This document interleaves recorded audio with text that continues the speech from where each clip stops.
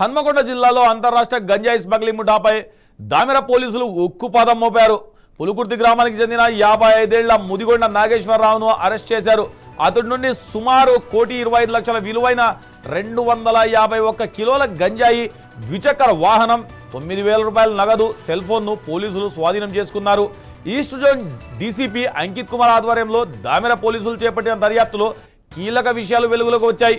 ఒడిశాకు చెందిన వ్యక్తుల నుండి తక్కువ ధరకు గంజాయి కొనుగోలు చేసి తెలంగాణతో పాటు మహారాష్ట్ర, కర్ణాటక, ఆంధ్రప్రదేశ్ రాష్ట్రాల్లో నెట్వర్క్ ద్వారా అధిక ధరకు విక్రయిస్తున్నట్లు ప్రాథమిక విచారణలో తేలింది. పోలీసులు తెలిపారు. నాగేశ్వరరావు నుండి గంజాయి కొనుగోలు చేసి ఇతర నిందితుల కోసం ప్రత్యేక బృందాలతో గాలింపు చేపట్టారు.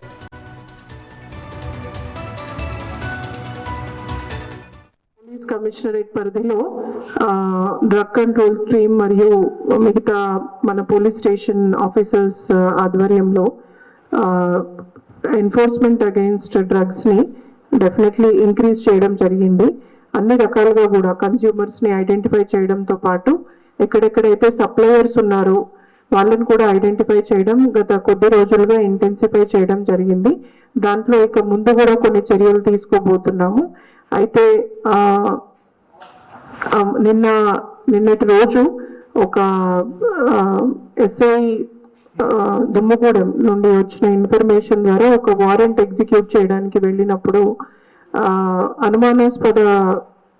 అనుమానాస్పదంగా ఒక వ్యక్తి ముదిగొండ నాగేశ్వరరావు, వయస్సు 55, పులికుర్తి గ్రామం, దామెర మండలం, హన్మకొండ జిల్లా, ఈ వ్యక్తి దగ్గర 251 కేజీల గాంజా లభించడం జరిగింది. అతన్ని ఇన్వెస్టిగేషన్ చేస్తే తను వైజాగ్ జిల్లా విశాఖపట్నం సీలేరు ప్రాంతం నుండి తను కొనుక్కుంటున్నట్టు, అలాగే ఇంకా మన రాష్ట్రంలో ఇంకా బయట రాష్ట్రంలో చాలా మందికి అమ్ముతున్నట్టు చెప్పారు. ఫర్దర్ డీటెయిల్స్ ఇంకా మేము ఇన్వెస్టిగేట్ చేయాల్సి ఉంది. కానీ ఇప్పుడు అతన్ని అదుపులోకి తీసుకొని అతన్ని రిమాండ్ చేయడం జరిగింది. సో అతని దగ్గర నుండి మొత్తం 251 కిలోల గంజాయి, దాని విలువ సుమారు 1,25,00,000 ఉంటుంది. అట్లాగే ఒక ద్విచక్ర వాహనం మరియు 9,000 రూపాయల నగదు మరియు ఒక సెల్ ఫోన్ కూడా స్వాధీనం చేసుకోవడం జరిగింది.